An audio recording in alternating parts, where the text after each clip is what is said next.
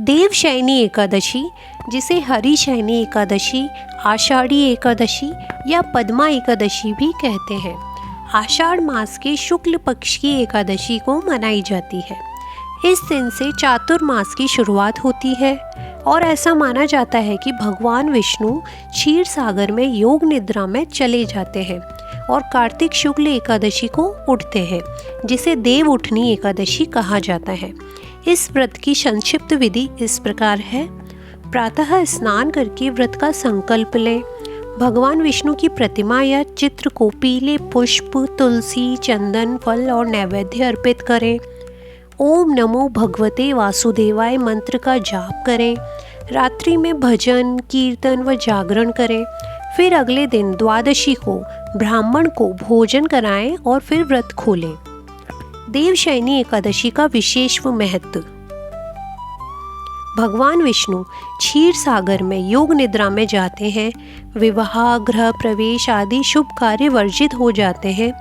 इस दिन व्रत करने से वर्ष भर के पाप नष्ट होते हैं। श्री हरि की कृपा से जीवन में सुख, स्वास्थ्य और धन की प्राप्ति होती है।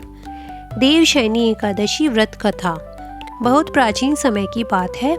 सत्ययुग में मानधाता नामक एक राजा था, जो अति धर्मात्मा, सत्यवादी, प्रजा का पालन करने वाला था। उसके राज्य में सब कुछ शांत और समृद्ध था। लेकिन एक बार उसके राज्य में भयंकर अकाल पड़ा। न तो वर्षा हुई, न फसलें उगी, लोग भूखे मरने लगे, प्रजा दुखी हो गई। राजा बहुत चिंतित हुआ। वह राज्य के ऋषि मुनियों के पास गया, लेकिन कोई समाधान नहीं मिला। अंततः वह ऋषि अंगिरा के पास गया, जो तपस्या में लीन थे। राजा ने उनके चरणों में गिरकर कहा, गुरुदेव, मैंने सदैव धर्म का पालन किया है, फिर भी मेरे राज्य में यह दुखद संकट क्यों आया? तब महर्षि अंगिरा बोले, हे राजन, यह पाप और अधर्म के प्रभाव से नहीं, बल्कि दैविक कारणों से हुआ है। इसका समाधान एक ही है। आप आषाढ़ शुक्ल पक्ष की एकादशी को हरिशयनी एकादशी व्रत करें।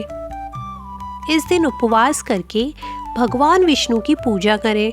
इस व्रत का प्रभाव इतना शक्तिशाली है कि यह समस्त पापों को हर लेता है और राज्य में सुख, शांति और वर्षा प्रदान करता है।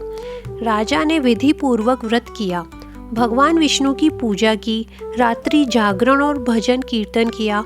व्रत के प्रभाव से जल्दी ही आकाश में बादल घिरे, वर्षा हुई और प्रजा का कष्ट समाप्त हो गया। राजा और प्रजा दोनों ने सुख शांति प्राप्त की।